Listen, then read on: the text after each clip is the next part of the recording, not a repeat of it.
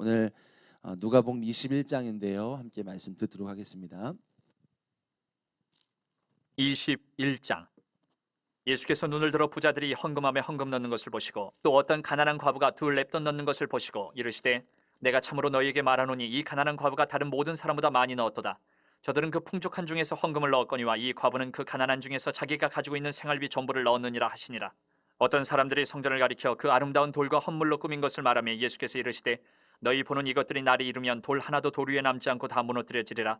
그들이 물어 이르되 선생님이여 그러면 어느 때에 이런 일이 있겠사오며 이런 일이 일어나려 할 때에 무슨 징조가 있사오리까? 이르시되 미혹을 받지 않도록 주의하라. 많은 사람이 내 이름으로 와서 이르되 내가 그러하며 때가 가까이 왔다 하겠으나 그들을 따르지 말라. 난리와 소유의 소문을 들을 때에 두려워하지 말라. 이 일이 먼저 있어야 하되 끝은 곧 되지 아니하리라. 또 이르시되 민족이 민족을 나라가 나라를 대적하여 일어나겠고 곳곳에 큰 지진과 기근과 전염병이 있겠고 또 무서운 일과 하늘로부터 큰 징조들이 있으리라. 이 모든 일 전에 내 이름으로 말미암아 너희에게 손을 대어 박해하며 회당과 옥에 넘겨주며 임금들과 집권자들 앞에 끌어가려니와 이 일이 도리어 너희에게 증거가 되리라. 그러므로 너희는 변명할 것을 미리 궁리하지 않도록 명심하라. 내가 너희의 모든 대적이 능히 대항하거나 변박할 수 없는 구변과 지혜를 너희에게 주리라. 심지어 부모와 형제와 친척과 벗이 너희를 넘겨주어 너희 중에 며칠 죽이게 하겠고 또 너희가 내 이름으로 말미암아 모든 사람에게 미움을 받을 것이나 너희 머리털 하나도 상하지 아니하리라. 너희의 인내로 너희 영혼을 얻으리라. 너희가 예루살렘이 군대들에게 에워싸이는 것을 보거든 그 멸망이 가까운 줄을 알라. 그때 유대에 있는 자들은 산으로 도망갈 것이며 성내에 있는 자들은 나갈 것이며 촌에 있는 자들은 그리로 들어가지 말지어다. 이 날들은 기록된 모든 것을 이루는 징벌의 날이니라. 그날에는 아이벤 자들과 젖먹이는 자들에게 화가 있으리니 이는 땅에 큰 환난과 이 백성에게 진노가 있겠음이로다. 그들이 칼날에 죽임을 당하며 모든 이방에 사로잡혀 가겠고 예루살렘은 이방인의 때가 차기까지 이방인들에게 밟히리라. 이럴 성신에는 징조가 있겠고 땅에서는 민족들이 바다와 파도의 성난 소리로 인하여 혼란한 중에 곤고하리라. 사람들이 세상에 임할 일을 생각하고 무서워함으로 기절하리니 이는 하늘의 권능들이 흔들리겠습니다. 그때 사람들이 인자가 구름을 타고 능력과 큰 영광으로 오는 것을 보리라. 이런 일이 되기를 시작하거든 일어나 머리를 들라 너희 속량이 가까웠느니라 하시더라. 이에 비유로 이르시되 무화과 나무와 모든 나무를 보라. 싹이 나면 너희가 보고 여름이 가까운 줄을 자연히 아나니 이와 같이 너희가 이런 일이 일어나는 것을 보거든 하나님의 나라가 가까이 온 줄을 알라. 내가 진실로 너희에게 말하노니 이 세대가 지나가기 전에 모든 일이 다 이루어지리라. 천지는 없어지겠으나 내 말은 없어지지 아니하리라. 너희는 스스로 조심하라. 그렇지 않으면 방탕함과 술 취함과 생활의 염려로 마음이 둔하여지고 뜻밖의 그날이 덫과 같이 너희에게 임하리라. 이날은 온 지구상에 거하는 모든 사람에게 임하리라. 이러므로 너희는 장차 올 이 모든 일을 능히 피하고 인자 앞에 서도록 항상 기도하며 깨어 있으라 하시니라.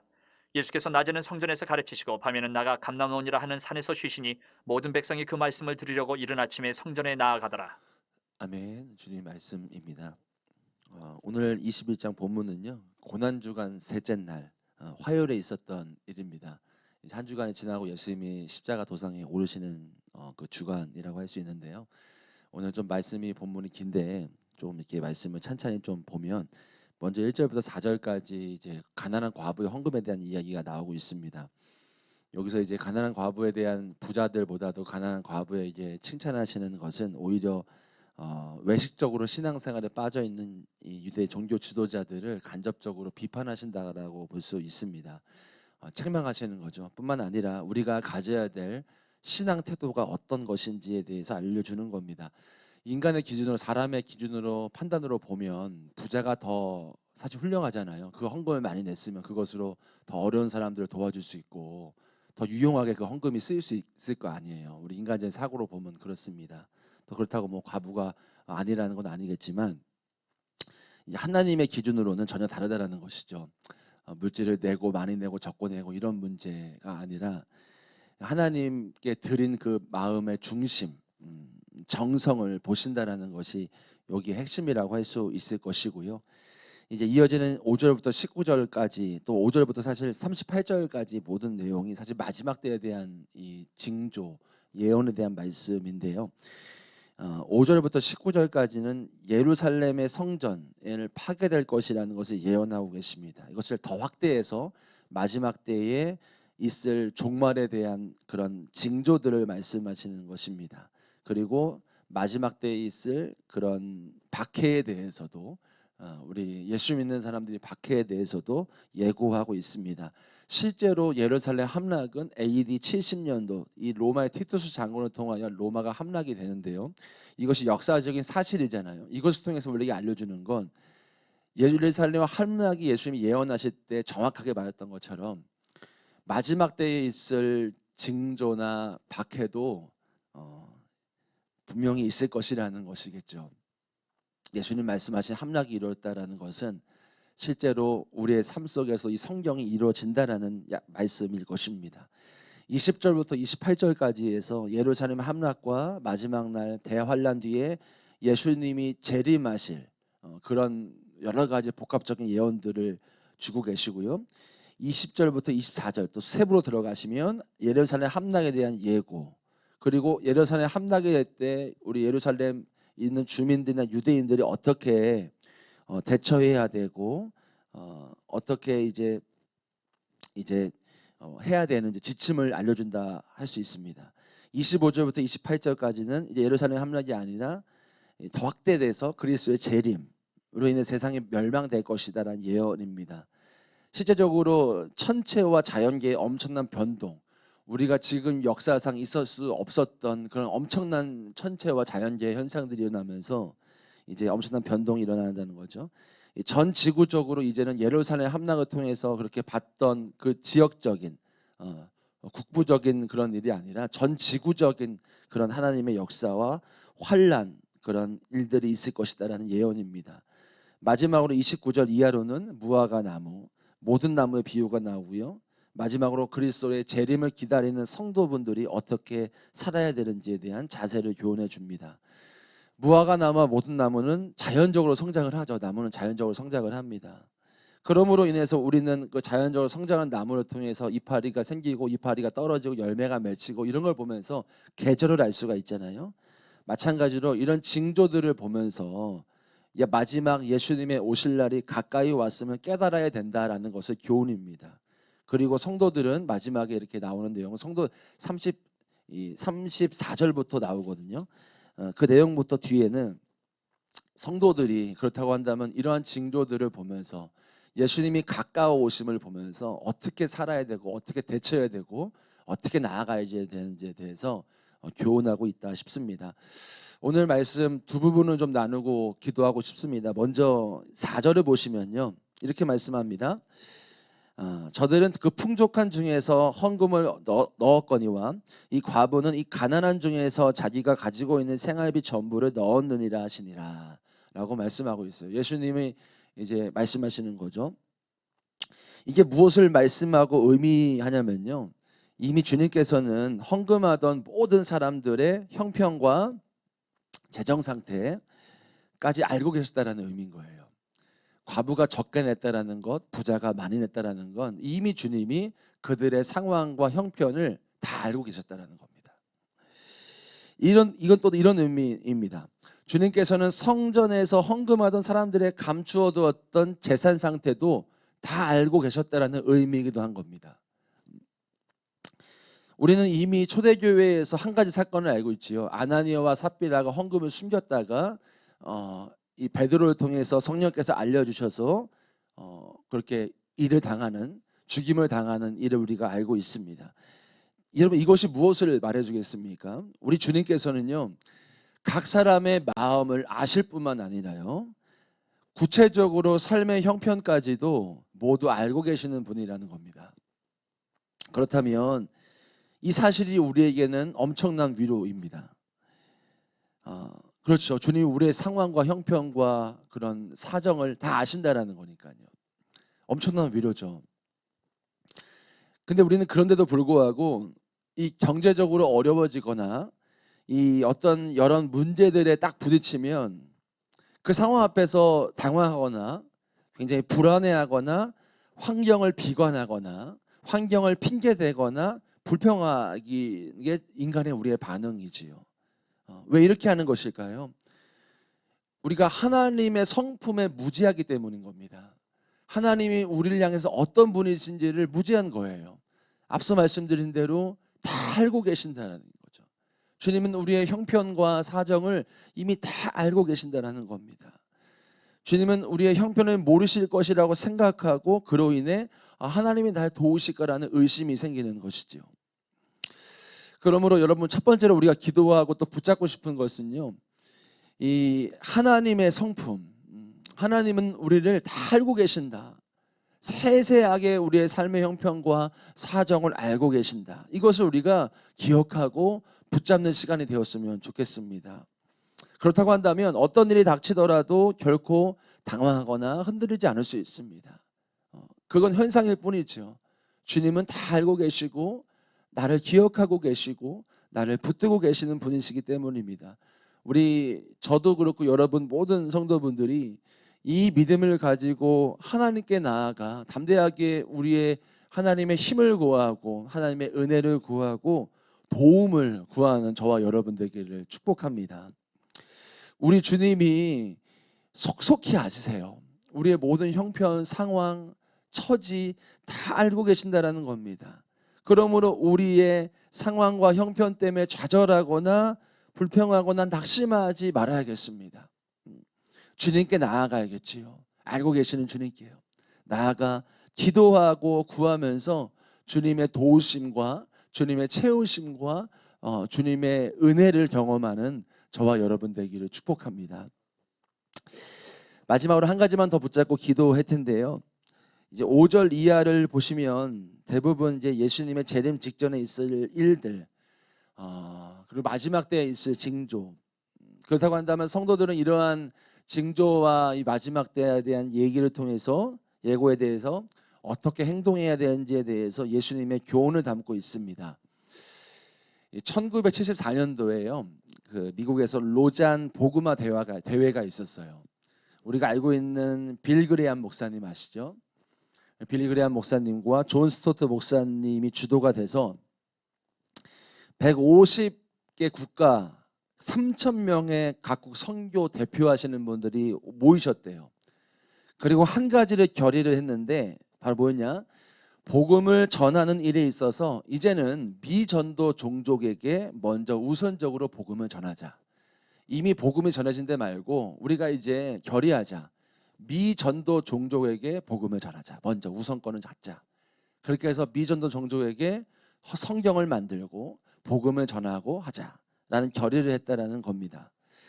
당시 1974년도에 복음이 전해지지 않은 미전도 종족은 22,985 부족이었다라는 거예요. 여러분 지금 우리가 2000년대 살고 있잖아요. 그리고 이제 이 미전도 종족에게 얼마나 지금 복음이 전해졌을까요? 통계에 따르면요, 작년이죠, 2020년도에요. 복음이 전해지지 않은 종족은요, 미전도 종족은요, 많으면 900개, 적으면 500개라는 거예요. 많이 줄었죠. 저희 아내가 이제 청년 시절에 GBT라는 이제 성경 번역 선교 훈련을 받았습니다. 최근에 이제 그 선교 단체에서 같이 연락을 하고 기도로 동역하는 분한테 계속 편지를 받고 있는데 그분에 의해서 전 세계에 있는 선교 현황, 얼마나 이 성경이 번역됐고 미전도 종족에게 선교가 번역됐고 이런 내용을 듣게 된 일이 있었습니다. GBT 이 성경 번역 선교회가 이 운동이 있어요. 지금 하고 있는 운동이 V2025라는 운동이에요. 뭐냐면 모든 민족의 언어를 성경으로 번역하고 성경으로 다 번역할 수 없는 상태가 있는 미전도 종족이 있다면 복음 메시지라도 그 나라의 그 종족의 언어로 바꾸어서 들여보내자, 복음을 듣게 하자. 이 운동이 2025년까지 마치자라는 게 GBT에서 말하고 있는 운동이에요. 이것이 세계적인 단체가 세계 선교 번역 선교회가 WBT라는 데인데 여기도 동일합니다. 2025년의 목표예요. 이제 얼마 안 남았지요. 코로나가 터져서 물론 지금 뭐 들어갈 수 없는 상황이잖아요. 그런데 지금 문명화가 되고 현대화가 되고 여러 상황을 본다고 한다면 그 선교 단체에서 말하는 건 꼭 우리가 2025년까지 하자라는 것이 결의된 상황이고 그 운동을 하고 있는데 이런 속도라고 한다면 또 이렇게 정보와 기술이 발전된 걸 본다고 한다면 뭐 2025년도에 뭐 코로나 때문에 그게 조금 좀 지체되긴 하겠지만은 그때가 성경 번역이 다 완수될 수 있는 전 세계에 또 복음 메시지가 그 미전도 종족의 언어로 바뀌어서 들어갈 수 있는 시기가 거의 다 왔다라는 것을 알려주는 것이라고 할 수 있습니다. 아무튼 모든 종족에게 복음이 전해지는 일이 이제 얼마 남지 않았다라는 것을 말해준다고 할 수 있겠습니다. 이것이요, 예수님이 오실 날이 얼마 남지 않았다라는 또 신호이기도 한다라는 생각이 들었어요. 왜냐하면 마태복음 24장 14절에서는 분명히 말씀하고 있어요. 온 세계에 복음이 전해지는 일이 있으면 예수님이 오시는 때라고 했거든요. 오늘 본문도 그런 얘기를 하고 있어요. 예수님이 곧 오실 그 징조들에 대해서 말씀하고 계신 것입니다. 우리가 사는 시대가 정말 예수님이 오실 때가 얼마 남지 않았다라는 것을 알고 그런 징조나 환경을 우리가 안다면 우리가 어떻게 해야겠습니까?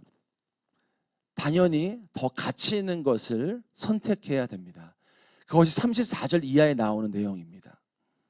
34절에 이렇게 말씀하고 있어요. 너희는 스스로 조심하라라고 말하고 있어요. 이 의미는 경계를 해야 된다는 겁니다.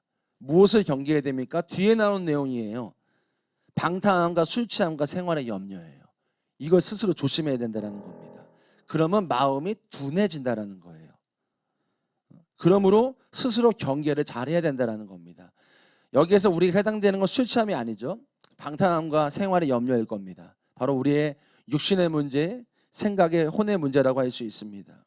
우리가 이런 것들에서 어떻게 스스로 조심할 수 있겠습니까? 로마서 8장 13절에는 영으로서 몸의 행실을 죽이라고 말하고 있어요. 영으로 영이 깨어나 있으면 우리의 육신의 일에 관심을 갖지 않게 됩니다. 말씀에 따르면요. 즉 스스로 조심하라는 것은 뭐냐면요, 자신의 혼이나 육신의 일을 제어하고 하나님 뜻 안에서 내 안에 작용하고 내 안에서 성령으로 충만하게 있어야 된다는 얘기를 하는 거예요. 스스로 조심하라는 건요, 결국 성령 충만하라고 하는 거예요. 성령에 충만해야 된다. 36절에도 이렇게 말하고 있어요. 기도하며 깨어 있으라라고 말씀하고 있습니다. 이 말은 단순히 잠을 자지 말라는 상태를 말하는 거 아닙니다. 잠에 깨어날 수 있도록 적극적인 노력을 하라는 거예요. 적극적으로 잠 깰 수 있도록. 여러분, 우리가 평소에 뭐 잠은 자지 말아야 되는 일이 있습니다. 그러면 졸지 않으려고 엄청 버티죠. 군대 갔다 오신 분들 새벽에 불침번 가면은 굉장히 졸리잖아요. 이렇게 졸음이 밀려올 수밖에 없는 그 상황 안에서 어떻게 해서든지 졸음에 빠지지 않도록 버티라는 거예요. 발버둥치라는 겁니다. 여러분, 세상의 온갖 방탕과 술 취함과 염려가 우리 짓누립니다. 예수를 믿어도 여전히 우리는 타락한 세상 안에서 살기 때문에 이러한 영향을 받습니다. 이러한 통로로 마귀는 더 강력하게 우리에게 역사하고 짓누릅니다. 이러면 우리의 영혼이 둔하여지지요. 세상의 그런 방탕함과 세상의 염려가 우리의 영혼을 잠들게 만듭니다. 졸음을 줍니다. 쉽게 말하면요. 이러한 우리의 영혼이 졸음이 오고 우리의 영혼이 깨어나지 못하고 잠들려고 하는 그러한 상태가 오면 부단히 깨어나라는 거예요. 이 말씀은요. 발버둥치라는 겁니다. 단순해요. 이것도 성령 충만해야 된다는 거예요. 성령 충만하면서 계속 우리가 세상의 염려나 근심, 여러 방탕함 이런 것들이 몰려오고 나를 짓누르면서 내 영혼이 힘을 못 쓰도록 할 때에 어떻게 해서든 부단하게 깨어있을 수 있도록 노력하고 성령으로 충만하고 지속적으로 기도해야 된다는 겁니다.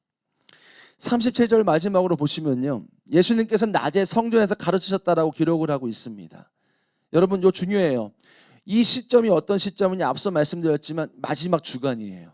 고난 주간이에요. 이 고난 주간 가운데 예수님 하신 일이 뭡니까? 3일 뒤면, 셋째 날이니까 이제 3일 뒤면 이제 예수님 십자가 지시는 겁니다. 근데 그때의 3일 전에 매일 낮에 성전에서 하나님 나라를 가르치신 거예요. 며칠 뒤면 십자가 도상에 오르실 것을 아시면서 그 며칠 전에도 주님은 주님의 사명을 계속 감당하고 하루하루 충실하게 살아갔다라는 겁니다. 남은 시간 동안 최선을 다해서 생명을 살리는 일에 정말로 말씀을 선포하고 영혼을 살리신 거죠. 당시 성전은 강도의 소굴이라고 했습니다. 시대가 악합니다. 예수님 모실 때. 근데 악해도 포기하지 않았고 그 반대자들 앞에 서서 계속 하나님 나라를 선포하고 그 영혼들을 끝까지 사랑하신 것이죠. 한마디로 끝까지 주님이 마지막 날이 며칠 안 남았지만 그 며칠 안 남은 그 시간들 가운데서도 주님은 끝까지 자신의 사명을 감당하셨다라는 겁니다. 여러분, 저희가 살아가고 있는 시대는요, 세상 사람들도 말해요. 말세라고요.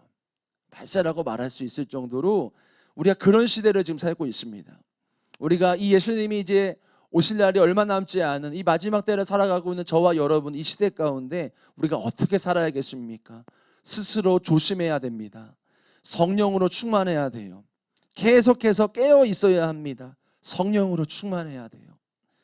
세상에 엄청난 영적인 졸음을 줄 수 있는 상황 가운데 늘 우리가 그 영적으로 잠들 수 있고 둔하여질 수 있는 그 상황 가운데 깨어나고 성령으로 기도하면서 발버둥 쳐야 합니다. 그리고 마지막으로 끝까지 우리가 마지막까지 주님이 하신 것처럼 끝까지 우리에게 맡겨진 사명을 감당해야 될 줄로 믿습니다. 저와 여러분 모두가 이 주님이 오실 날이 얼마 남지 않은 이 시대 가운데 정말 깨어서 성령으로 기도하고 끝까지 사명 감당할 수 있는 저와 여러분 되기를 축복합니다. 우리가 이 시간 기도하겠습니다. 4절 말씀에요. 저들은 그 풍족한 중에서 헌금을 넣었거니와 이 과부는 그 가난한 중에서 자기가 가지고 있는 생활비 전부를 넣었느니라. 여러분, 예수님은요 다 아세요. 예수님은요 우리의 상황과 형편과 처지와 우리의 어떠함을 속속히 다 알고 계신다는 것입니다. 여러분의 형편, 저의 상황, 우리의 모든 상황과 형편을 다 아신다라는 겁니다. 그러므로 여러분, 우리가 해야 될 것이 무엇이겠습니까? 그런 상황 가운데 좌절하거나 낙심하는 것은 하나님이 원하시는 그런 반응이 아닙니다. 마귀가 원하는 반응이에요. 이런 상황 가운데 우리에게 원하시는 것은 내가 다 알고 있으니까 나에게로 와, 나를 의지해, 나를 붙들어 하시는 사실 그러한 주님의 신호입니다. 우리가 이 시간 기도하실 때요 다 쏟아놓기를 원해요.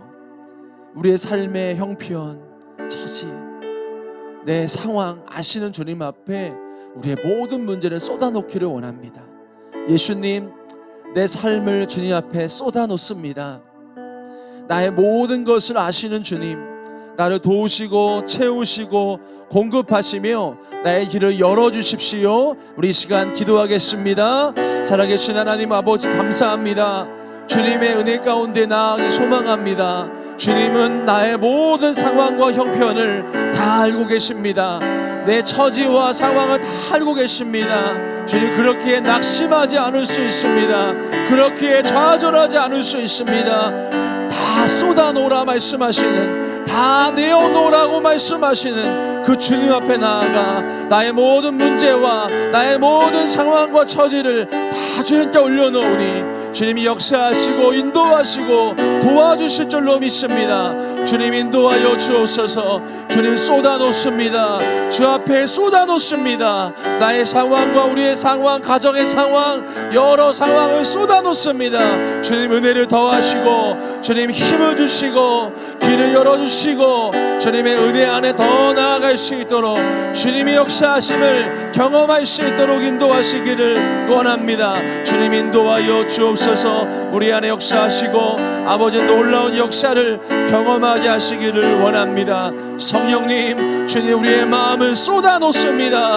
우리의 마음을, 우리의 삶을 쏟아놓습니다. 주님께 내어놓습니다. 주님 우리의 모든 것을 아시는 주님 앞에 주님의 역사하심, 주님의 일하심, 주님의 일하심을 경험할 수 있도록 아버지 인도하시고 도와주옵소서. 우리의 삶 가운데 어려움이 있는 모든 성도분들과 삶 가운데 주의 은혜를 부어주시고 주님의 놀라운 은혜를 경험하게 하시고 하나님의 사랑하심과 하나님의 돌보심, 하나님의 역사하심을 놀라게 경험할 수 있는 그런 삶이 될 수 있도록 아버지 은혜를 더하여 주옵소서. 함께하여 주옵소서.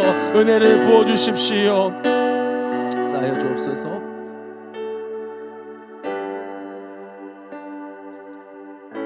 마지막으로 기도하겠습니다.